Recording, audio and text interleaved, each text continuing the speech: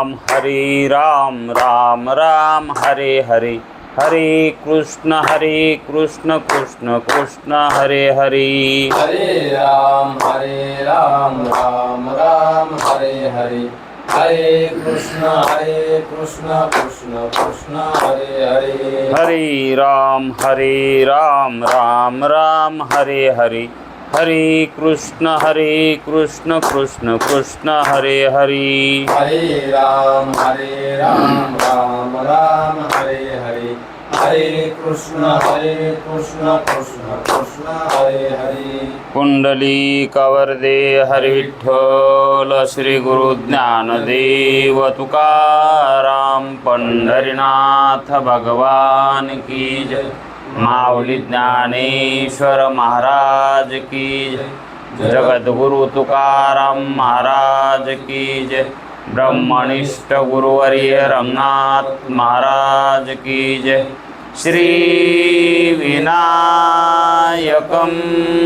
गुरुर्नौमि साखरी नाम विश्रुतं, येषां चरण सान्निध्यात् जीवा मुक्ता भवन्ति। साखरे वंशविख्यातं ज्ञानदानपरायणं, विनायकं गुरुर्वन्दे भवबन्धविमुक्तये। श्रीरङ्गनाथं गुरुराजवर्यं, मुमुक्षूणां ज्ञानदानेकदक्षं,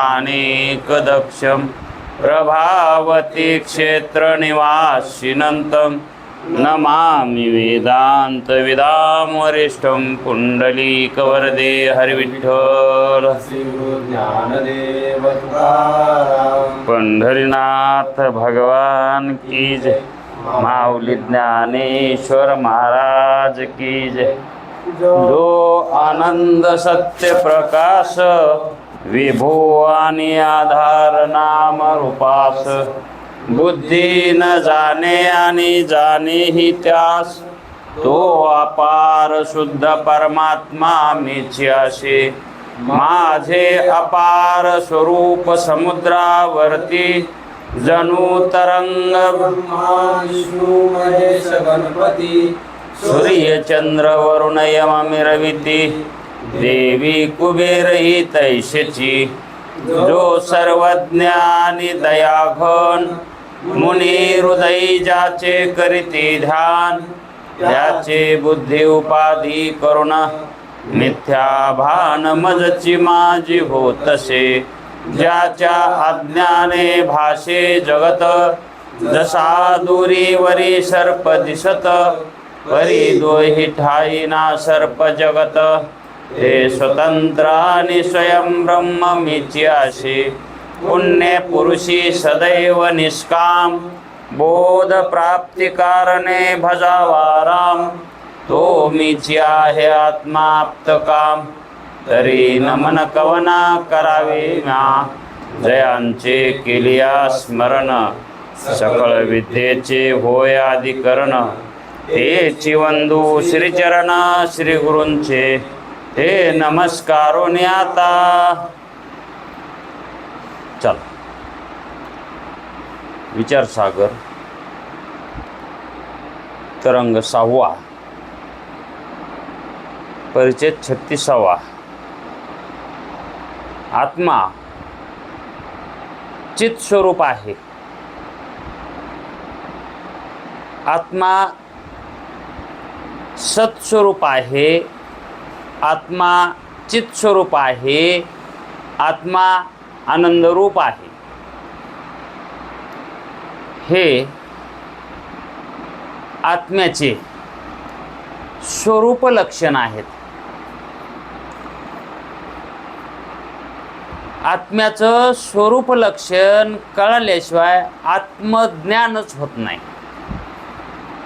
कसं होईल? लक्षणच माहीत नाही, ज्ञान कसं होईल? परात कशाला म्हणतात? काटवट कशाला म्हणतात? लक्षण पाहिजे ना। दोन्ही कोण तिला काना असते तर लाकडाची असती, तिला आकार थोडा परातीपेक्षा मोठा असतो, तिला काटवट म्हणतात. लक्षणानं वस्तू कळत असते. आणि लक्षण जर जुळत नसतील, नाव घेतलंय वस्तूचं, नाव घेतलंय पण लक्षण जुळणार तिथं, मग ती वस्तू नाव घेतलेली असू शकते का?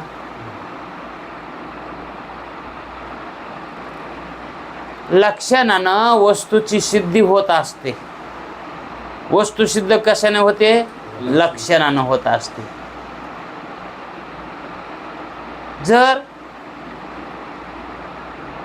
गुळ खाल्ला तर गुळाची गोडी गोड असते.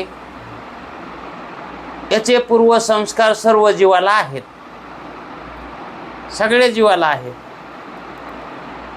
आणि मग त्याचं लक्षण गोडी हे सगळ्याला माहित आहे का नाही? जर गुळ तोंडात टाकला की तो गोड लागतो, आहे का नाही? ते लक्षण माहीत असलं की लगेच ज्ञान होतंय की हे गुळ आहे म्हणून, आहे का नाही? पण अंधारामध्ये एखाद्या बाईनं नवऱ्याला इटकर फोडून भातावर टाकली, इटकर फोडली आणि भातावर टाकली, गुळ म्हणून तिनं बी काय जाणून बुजून नाही केलं, काय नाही. आणि त्यालाही दात नव्हते.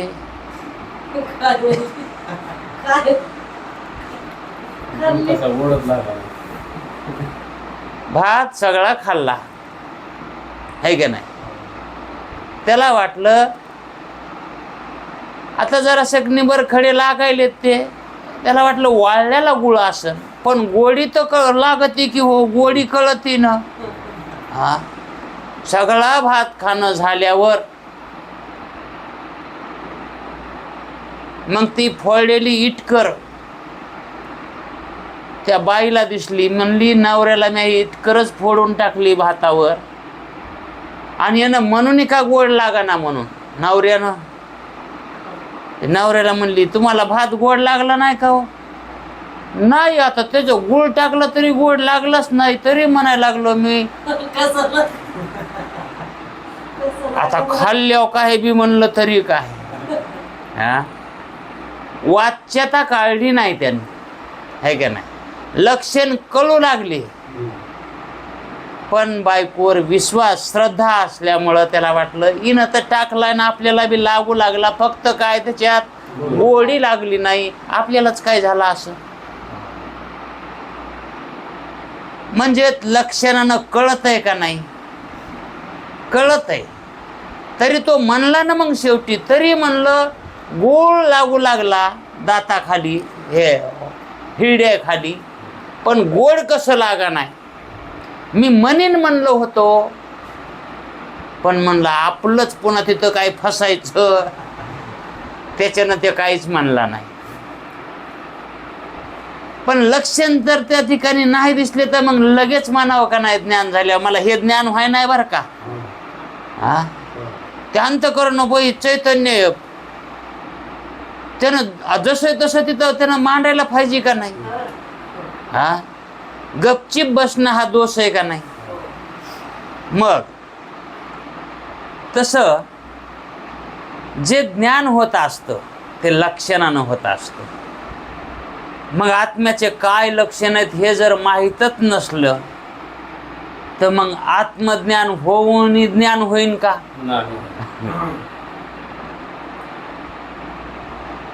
नाही, ज्ञान होणारच नाही. कारण लक्षणानं ज्ञान होतंय. मग सांसारिक जीवाला ज्ञान का व्हायना? है का नाही? आणि लक्षण सांगायला गेले की म्हणतात नाही ते तुम्ही तुमच्या पाठातच सांगा, आम्हाला सांगू नका. हा, आणि तिकडं नवरदेव नवरदेवीला त्या नवरीला बेजार करतात नाव घेण्यामुळं, है का नाही? आणि इकडं आत्म्याचं ज्ञान होण्यासाठी बेजार अजिबात होत नाही. कधीच कोणी म्हणलं का कोणी कोणाला आत्म्याचं लक्षण काय असते, तो आत्मा कसा असतोय हो? हा, आत्मा दिसत आहे का हो? आत्मा कळत आहे का हो? असं कोणी विचारलंय का कोणाला? ह्या गोष्टी कुठे चालत यात? मुमुक्षूच्या ठिकाणी चालतात, है का नाही? वेदांतामध्ये चालतात. म्हणून आत्मज्ञान होण्यासाठी आत्म्याचे लक्षण हे कळावेच लागतात. मग वेदशास्त्र गुरु काय सांगतात आत्म्याचे लक्षण? तर आत्मा सतरूप आहे, आत्मा चिद्रूप आहे आणि आत्मा आनंदरूप आहे. आणि मायाचे लक्षण काय येतं?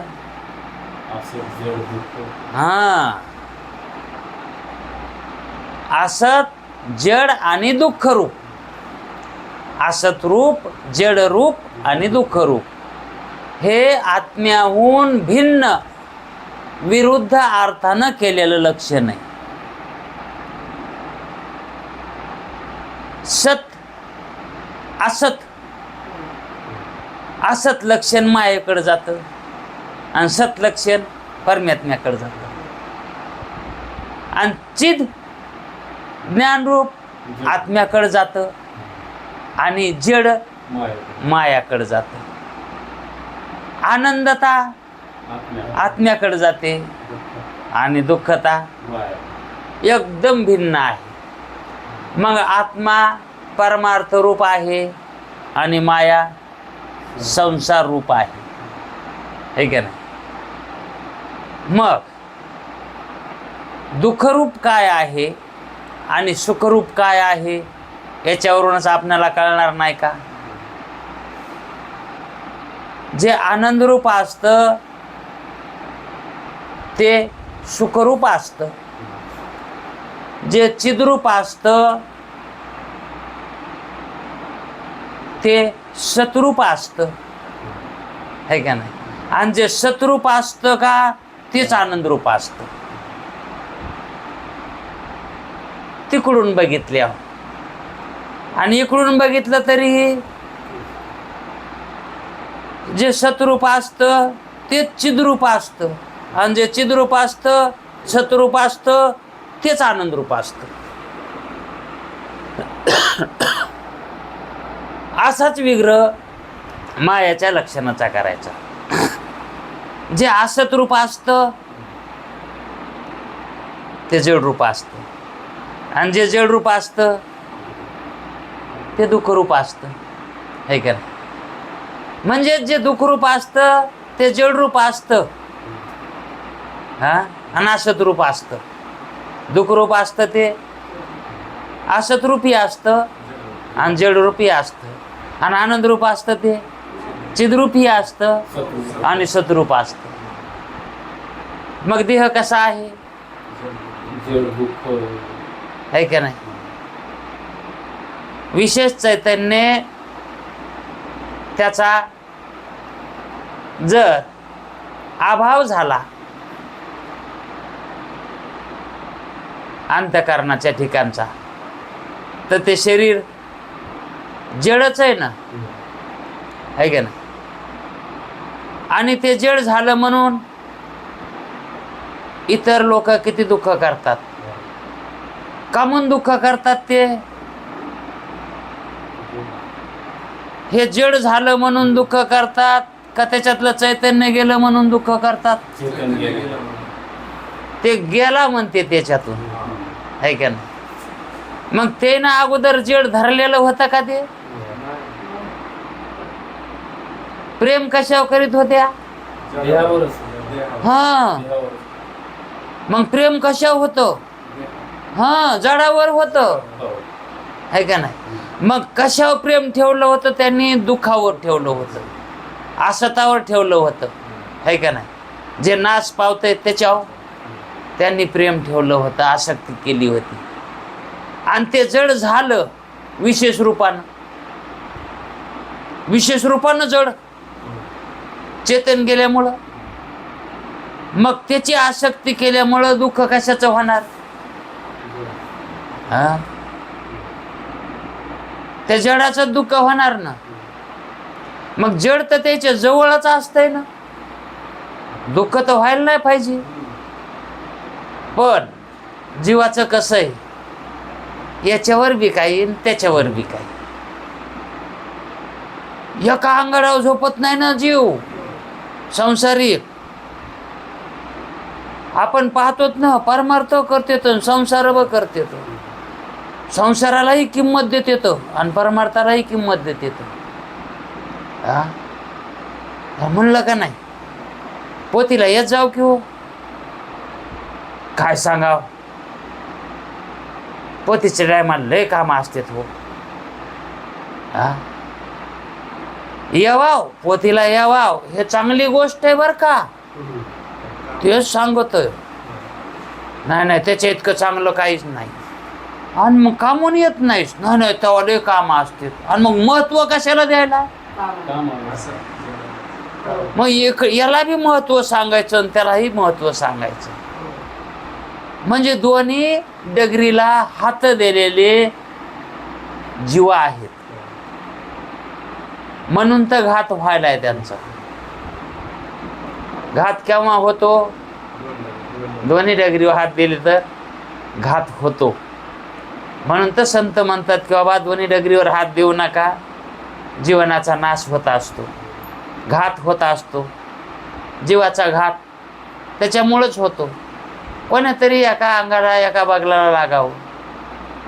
अलकडच्या थडीला तरी राहावं, नाही तर पलकडच्या तरी मधात धारात राहिल्या वाहून जातं, है का नाही. मग लक्षण ज्ञान असल्याशिवाय, लक्षणाचं ज्ञान असल्याशिवाय वस्तूचं ज्ञान होत नाही. आत्मा ही एक वस्तू आहे, या वस्तूसारखी नाही. ती वस्तू कशी आहे, ते नाम सर्वनाम आहे, सामान्य नाम आहे. वस्तू हे नाम सामान्य आहे, कारण त्याचं खरं स्वरूप सामान्य आहे म्हणून त्यांना वस्तू म्हणतात. आत्म्याला, ब्रह्मालाही वस्तूच म्हणतात, कारण आत्मा ब्रह्मरूप आहे आणि ब्रह्मरूपच आत्मा झालाय, है का नाही. म्हणून लक्षण असल्याशिवाय वस्तूचं ज्ञान होत नाही. जसं संसारातल्या वस्तूचं ज्ञान होण्यासाठी त्याचं लक्षण माहीत पाहिजे, तेव्हा ती वस्तू आपणाला हाताळता येते, है का नाही. कोकणातली एक सून केली एक जणांना इकडं, आणि मग ते बाहेर ते दूधवाला आला आणि मग बाहेरून सासू म्हणली, सुनबाई बघून आणा मधातून घरातून बघून आणा. आता तिला तिथंच म्हणाव ना, आता लक्षण तिला ते सांगितलेलं लक्षणाचे संस्कारच नाहीत ना. मग तिनं तिथंच म्हणावं का नाही. आत्या बघू नका याला म्हणते तू, म्हणावं का नाही. म्हणतो कसं अपमान, बघून माहित नाही तुला, अशी आत्या म्हणेन, सासू म्हणेन. गेली घरातच काय भांड्याला बघायला लागली, घरातल्या वस्तूला बघून कुठे कायच बघून तिकडच सुन तिकडच. दूधवाला नुसतं वाट बघायला. ते दूधवाला शहाणा असन, पाठाला येत असन, तेच म्हणला, सासूबाई तुमची सुनबाई बघून तिला सापडत नाही, तुम्हीच जाऊन बघून आणा. मग ती सासू घरात गेली तर सून भांड्याकडे बघू लागली. सासूबाई म्हणल्या, काय बघायलीस ग. म्हणली, बघू ना. अगं म्हणली, सगळे बघून याच आहेत की इथं ह्या याच्यात लावलेली. मग तिनंच घेतलं आणि मग तिला तव्हा कळालं याला बघून म्हणतात म्हणून, है का नाही. आणि तीच जर म्हणली असती पाथीला अंत, है का नाही. नाम बदललं, वस्तूचं नाम जरी बदललं तर लक्षण बदलू नये. देवाचं नाव जरी बदललं तरी लक्षण बदलू नये. मग 33 कोटी जरी असले तरी काय फरक पडतंय. मग जरी इतके पुराण देवाचे नाव जरी घेतले असले तरी लक्षण तेच सांगितले शास्त्राला. त्याचे लक्षणामध्ये भिन्नता केली नाही. सगळ्या देवाचे लक्षणं एकच सांगितले. म्हणून तर शास्त्र म्हणतं तुम्ही उपासनासाठी कोणताही देव घ्या, पण त्याचं लक्षण निर्गुण निराकारच माना. मग तुम्ही काही बी घेतलं, गंगातला कोटा घेतला तरी चालतंय ना, है का नाही? मग तसं रामकृष्ण गोविंद हे जरी नाम कोणतेही घेतले तरी त्यांचं लक्षण आहे का नाही? तिन्ही देव जैसे परब्रह्मीचे ठसे. जरी हे तीन असले तरी ते ब्रह्मरूपच आहेत. तेच ठसा आहे, त्याला ब्रह्मताचाच ठसा आहे, वेगळा ठसा नाही.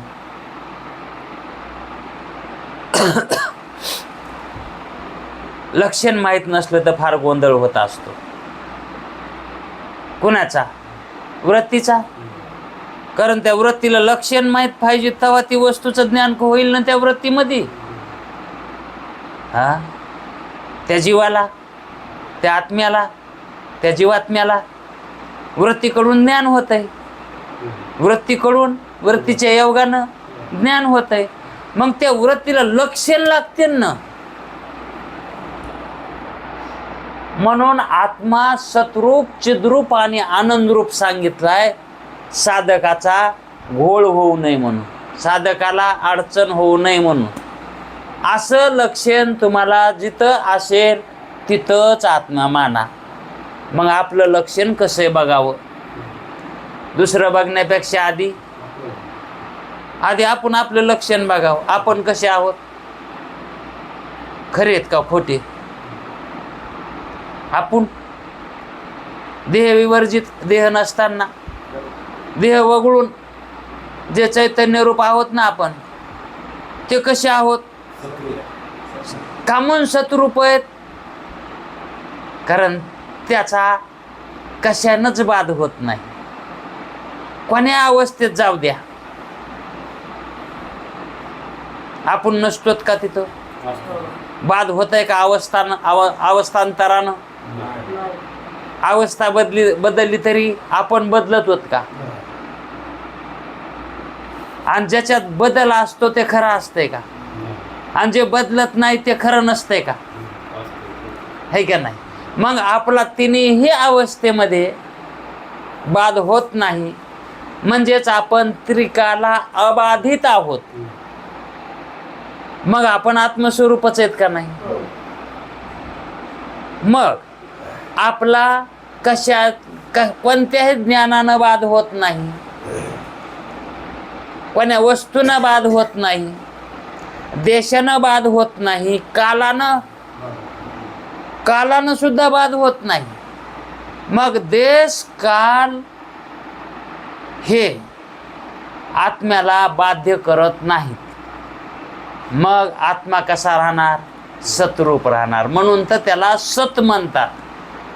ते अबाधित तत्व असल्यामुळं त्याला सत म्हणतात. आणि देह, अंतकरण, इंद्रिय, मन, बुद्धी, चित्त हे बाधित तत्व येतं. हे कसे येतं? बाधित येतं. याचा बाध होतय कशानं?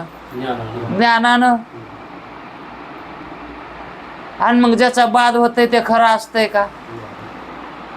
ज्ञान त्याला खोटे ठरवायले, ज्ञान त्याला नाही ठरवायले, ज्ञान त्याला मिथ्या ठरवायले. ज्ञानानं मिथ्या ठरतं आणि अज्ञानानं सत्य ठरतं. अज्ञानानं सत्य ठरतं, अज्ञानानं मिथ्या ठरतं. मग तशा वस्तूला सत्य कसं म्हणावं? म्हणून तर आत्मा सोडून सगळं कसं आहे? मिथ्या आहे. म्हणून ते असत आहे, है का नाही?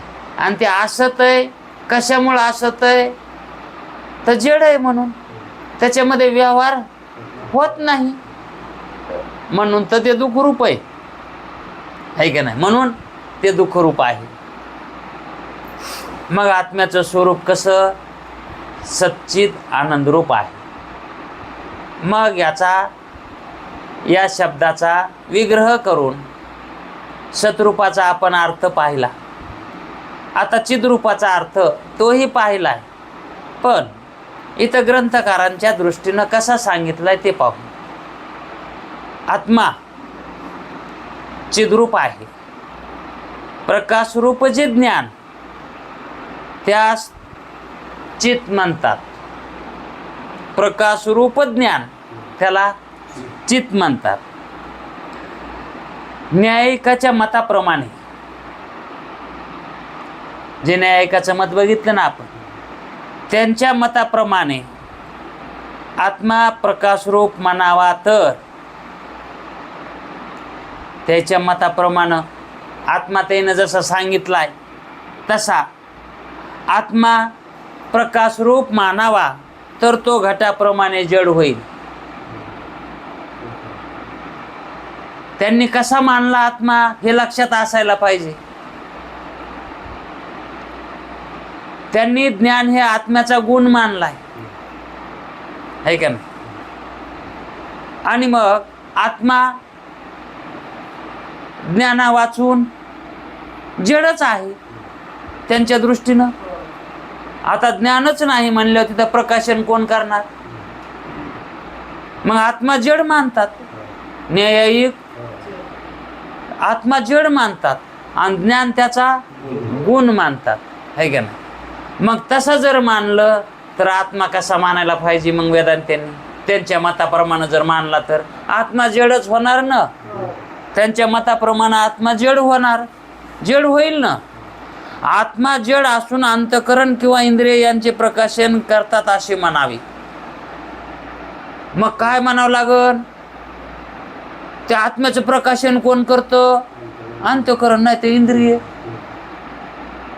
म्हणजे आत्म्याचं प्रकाशन हे करतात अंतःकरण, मन, बुद्धी किंवा इंद्रिय. इंद्रियाकडून त्याचं प्रकाशन. म्हणजे इतका आत्मा त्यांनी नीच दर्जाचा मानला. आता फांट्याला कारण बुड आहे का बुडाला कारण फांटी येतं? हा, मग बुडाला महत्व द्यावं का नाही? पण न्यायिक, आता न्यायशास्त्रामध्ये तितका घोळ आहे तर मग ह्या कायद्यामध्ये किती घोळ असेल? हे कायदेही न्यायशास्त्रकारानंच, ह्या न्यायशास्त्राचाच अभ्यास करून कायदे काढलेत ना. हे कायदे पंडित कुठून झाले? तर न्यायशास्त्राचा अभ्यास करून. आणि न्यायशास्त्रामध्ये असा घोळ आहे. हा, मग न्यायशास्त्राचं मत हे वेदांत्याला अजिबात पटत नाही. कारण आत्मा जड मानतात आणि ज्ञान त्याचा गुण मानतात आणि प्रकाशन ज्ञानानं मानतात.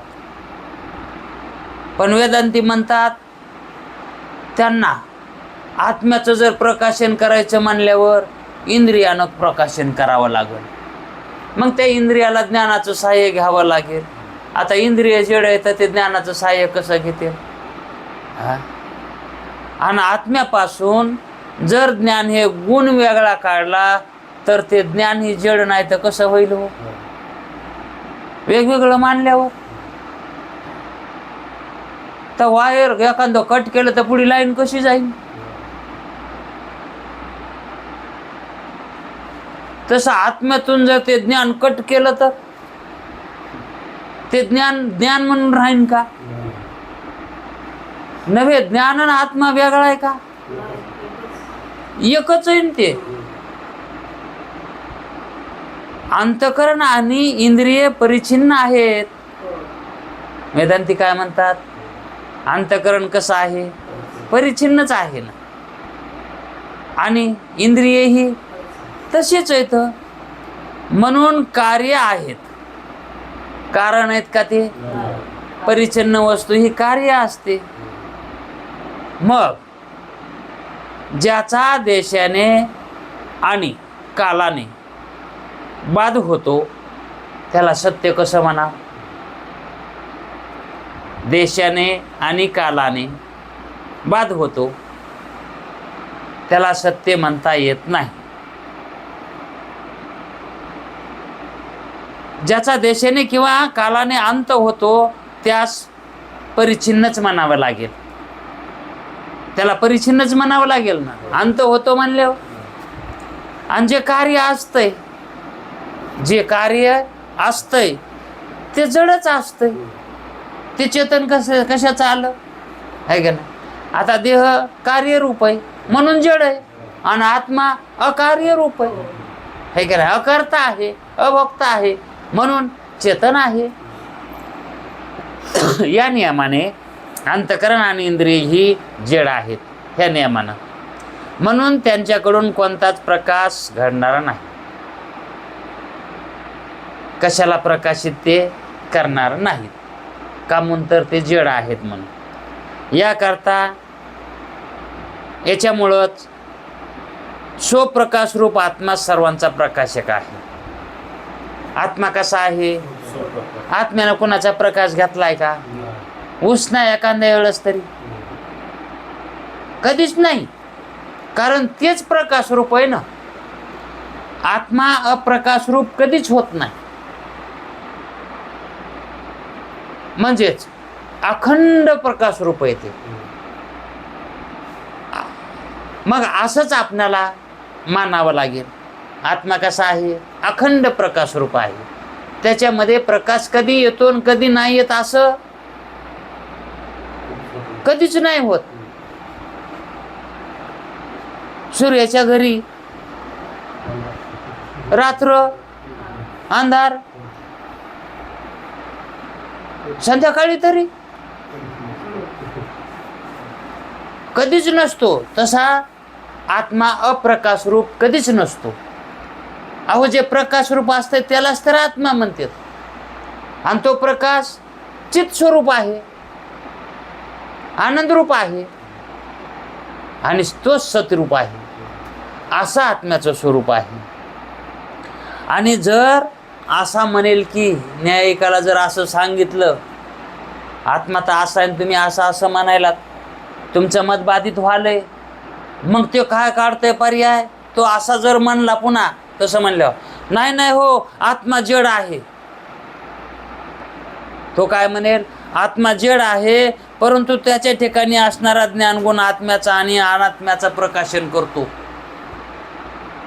आत्मा जडच आहे, पण त्याच्या ठिकाणी ज्ञानगुण आहे ना, ते ज्ञानगुण काय करतंय? आत्म्याचं प्रकाशन करतंय आणि अनात्म्याचंही, म्हणजे जडाचंही आणि चेतनाचंही ज्ञान प्रकाशन करतो. आता ज्ञान प्रकाशन करतं हे खरंय, पण ज्ञान आत्म्याचं प्रकाशन करतं का? कारण ज्ञानच आत्मा आहे ना, ते त्याचं कसं प्रकाशन करेल? ते त्याचंच करीत नाही तर दुसऱ्याचं कशाला करेल?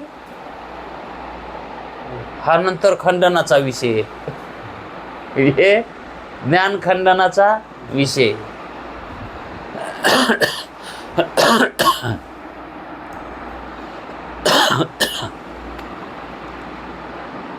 न्यायमतामध्ये आत्म्याला जड मानला आहे आणि त्या आत्म्याचं प्रकाशन ज्ञान करतं असं मानतात ते.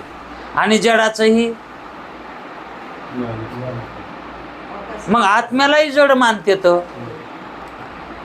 आणि इतर वस्तूला त्याला जडच मानते तो, आणि ज्ञानाला गुण मानते, मग ते बी मग ते चेतन मानतेत का नाही? अशा मताचे न्यायिक आहे. त्यांना वेदाचा अर्थच कळाला नाही, संगती लावता आली नाही. मग जो प्रकाश करतो तो ज्ञान करतो. प्रकाशनता कोण करतं? तर ज्ञान करतो. तर त्यास असे, मग तसं जर ते म्हणलं तर वेदांती म्हणतात पुन्हा त्याला असं विचाराव, ते ज्ञान जड आहे का चेतन आहे?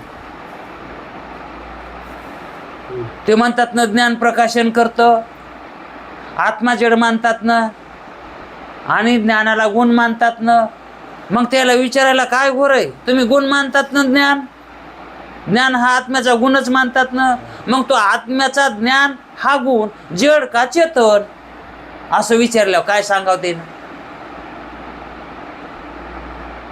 हे ना काही सांगू द्या, काय म्हणतात पहा, तो ज्ञानगुण नित्य आहे का अनित्य आहे?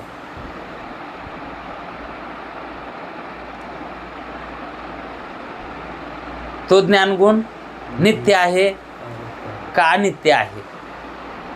जड आहे का चेतन आहे?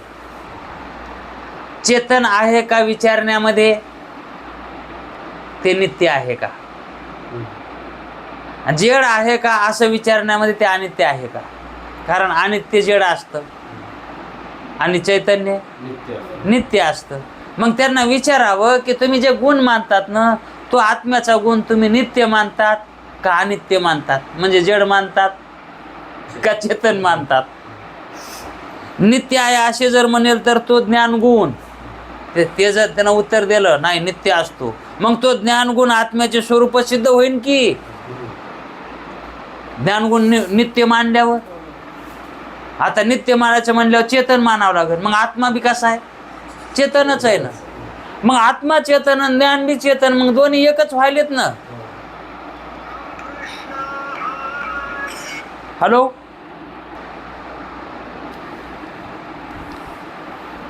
ज्ञानगुण जर नित्य मानलात, ते जर म्हणले हे नाही हो,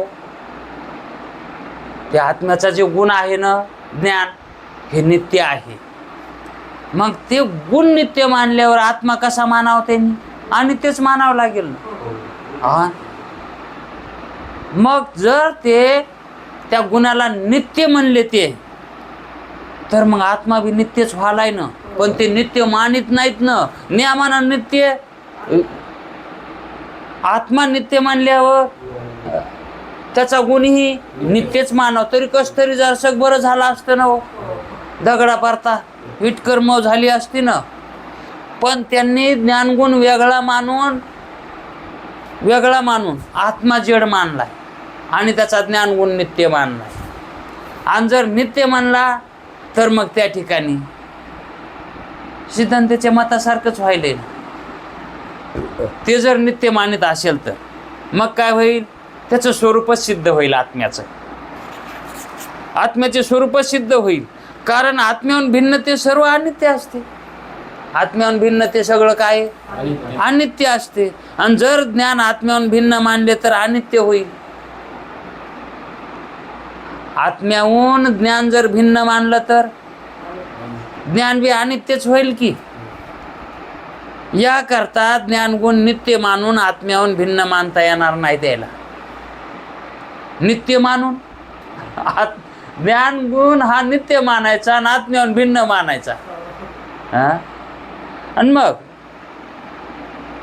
असं त्याला मानता येणार नाही. आणि जर तो ज्ञानगुण अनित्य आहे असं जर मानला ते, तर मग कसं होईल? न्याय एक म्हणले नाही, कारण नित्य मानल्या हुटकायले ना. मग म्हणले नाही अनित्य. मग अनित्य मानल्यावर कसं होईल? असे म्हणेल तर ते ज्ञान जड होईल की. अनित्य वस्तू कशी असते? मग ज्ञान जड होईल. मग जडा करून प्रकाशन होईल का?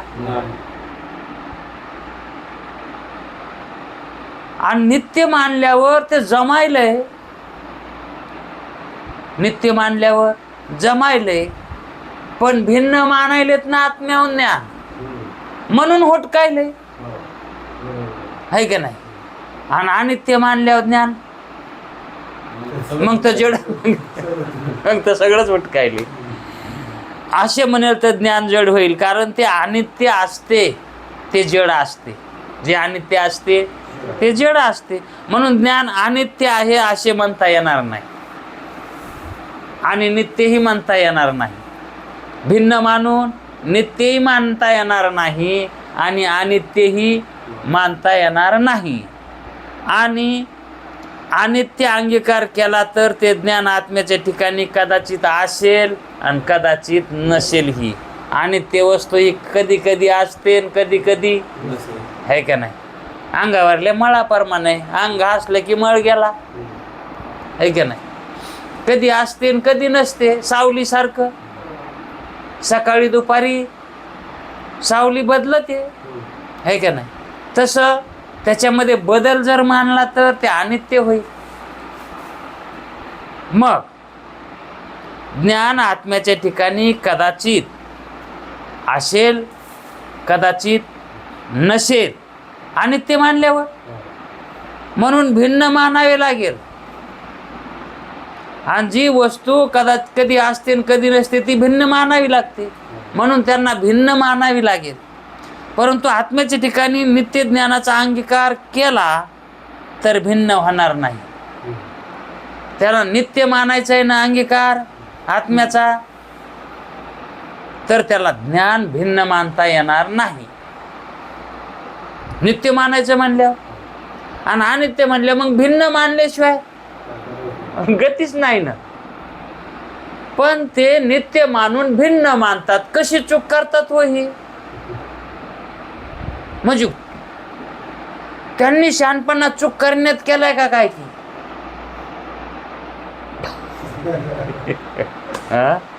म्हणजे शहाणपणा कुठं करावा, म्हणजे शहाणपणाचा उपयोग कुठं करावा? चूक करण्यात करावा, असा उपयोग केला आहे. जो गुण असतो तो गुणीला सोडून राहत नसतो, असा नियम आहे. साखऱ्यापासून गोडी निराळी होते का? नाही. आणि जर साखऱ्यापासून गोडी निराळी करायची ठरविली तर काय होईल? करणारा येडा होईल, मात्र गोडी बाजूला होणार नाही. गोडी आणि गुळू, सुगंध आणि परिमळू, फूल आणि त्या फुलाचा सुगंध वेगळा करता येत नाही.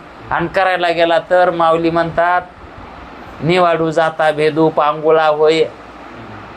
पांगुळा म्हणजे येडा, भेदू निवाडा करणारा, ते काय होईल? पांगळा होईल. पण ते निवडता येणार नाही. तसं ज्ञान आणि आत्मा हे कसं निवडता येईल का? वेगळं करता येईल का? आणखी एक दृष्टांत देतात, ते पहा. जो गुण असतो तो गुणाच्या ठिकाणी कधी असतो कधी नसतो. गुण असतो तो कधी असतो आणि कधी नसतो, आहे का नाही?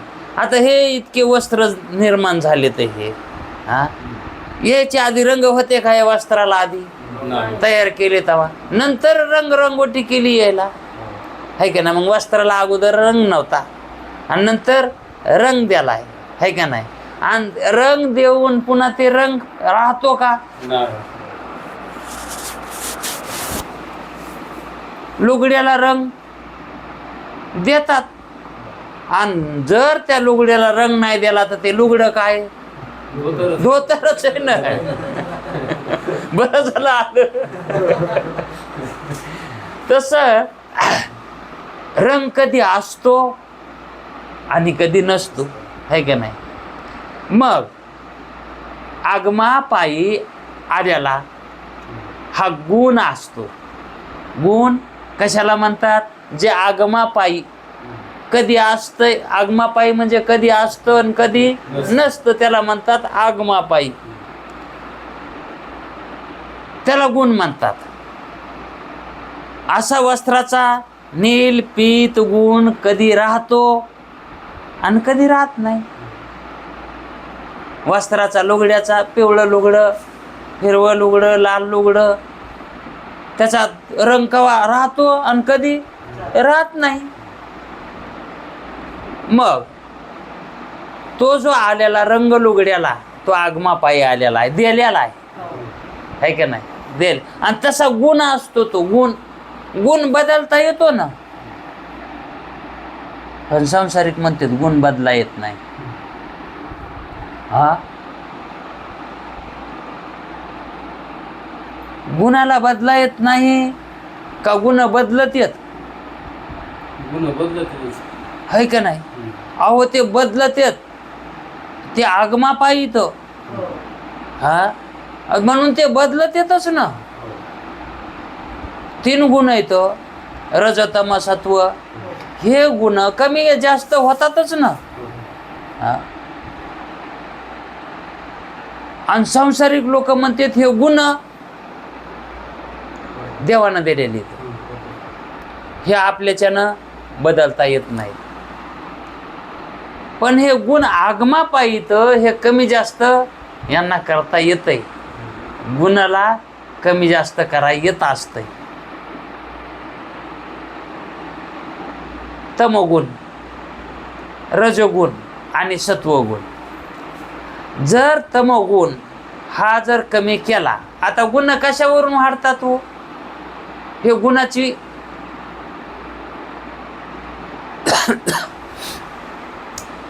हे गुण असे दिसत नाही, कार्यात दिसतात. गुण कशात दिसते तर कार्यामध्ये दिसत येत. असे दिसत येत का? असे नाही दिसत, कार्यामध्ये. आणि मग त्या कार्यावरून गुण ठरवावा लागतो. कारण प्रतितीला येत नाही ना. कार्यावरून कारण ठरवावं लागतंय. गुण कारण आहे कशाचं? कार्याचं, है का नाही? कार्य जेवढे म्हणून होतात ते गुणावरून होतात, है का नाही? लाईनीच्या 3 तारा, लाईनीच्या 3 तारा येतात आणि त्या तारा त्या मोटरच्या पोटात जातात. मोटरच्या पोटात जातात आणि पोटात जाऊन त्या मोटरच्या रोटरला फिरवितात, है का नाही? मग त्या ठिकाणी त्या 3 तारा म्हणजे 3 गुण आणि त्या 3 गुणाचं ते मोटरचं फिरणं, रोटर फिरणं म्हणजे ते कार्य, है का नाही? मग ते कार्य जे घडायले का ते कशामुळं घडायले? त्या 3 तारामुळं, है का नाही? आणि त्याच्यातली एक तार जर नष्ट झाली, फ्यूज गेला, मोटर बंद होते, है का नाही? आणि जर टाटरनं नाही सोडलं तर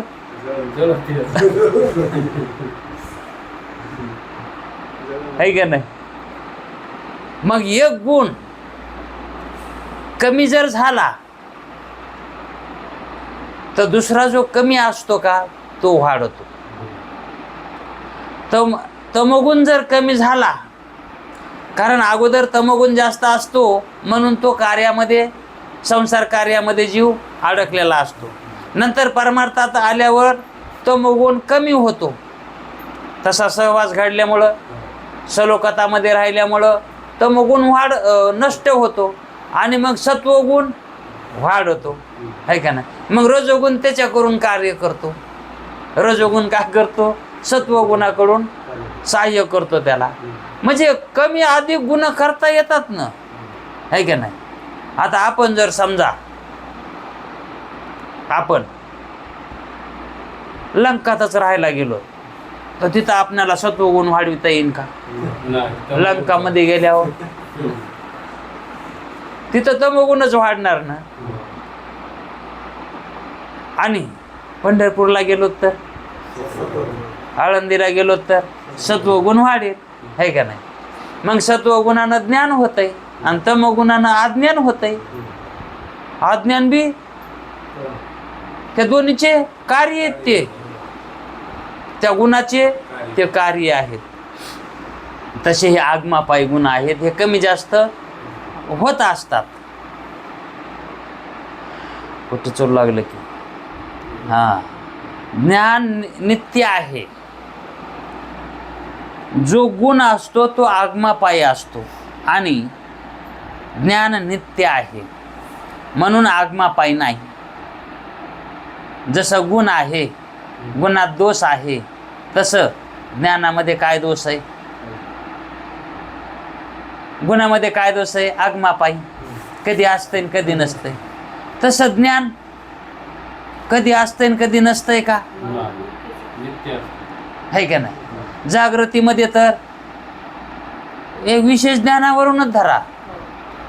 हे तर बोलायले सामान्य ज्ञानाचं, पण आपल्याला विशेष ज्ञानाचा अनुभव आहे ना. जागृतीमध्ये आपण ज्ञान रूप आहेत असं आपल्याला कळायले का नाही? आणि स्वप्नामध्ये आपल्याला ज्ञान होतंय का नाही?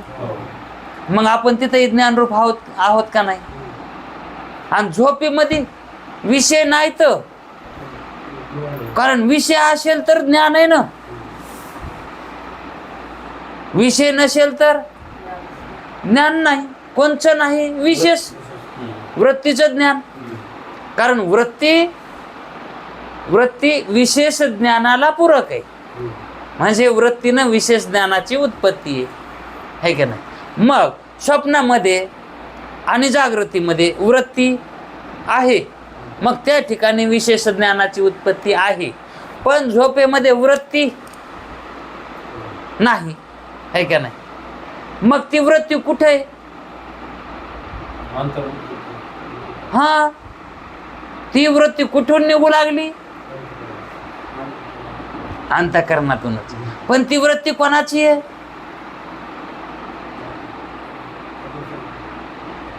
अंतःकरणातून वृत्ती निघाली, पण ती वृत्ती अंतःकरणाची का चैतन्याची आहे का नाही.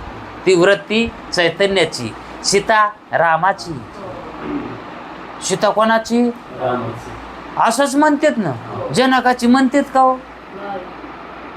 हा, जनक उपादान आहे. जनक उपादान कारण आहे. आणि राम उपादान एक आहे. आणि हा हा उपादान कारण. हा, आहे का नाही. आणि निमित्त कारण, अधिष्ठान कारण. निमित्त म्हणजे अधिष्ठान कारण. मग अधिष्ठान कारण कोण आहे? राम आहे. कारण ईश्वरता दिलेली आहे रामाला. राम या नामाला ईश्वरता दिलेली आहे. म्हणून सीतेचं ते अधिष्ठान आहे आणि उपादान जनक आहे. मग उपादान जनक तर पुरुष आहे ना. जनक तर पुरुष आहे. मग सीताला उपादान कारण आई कुठे? उपादान म्हणलं की आपलं आईकडे लक्ष जाते ना. पण तिला आई आहे का?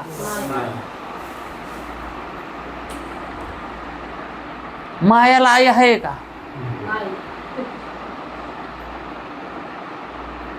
आणि चैतन्याला,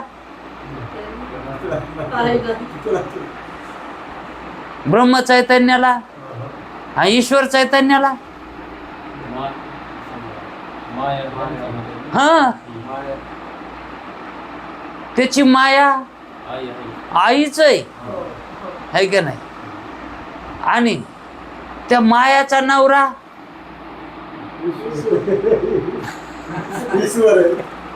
तिच्याच पोटी जन्माला आहे. ती मोठी भानगड आहे. कधीतरी त्याच्यावर आपण जाऊ. पण टाइम कस काय झाला?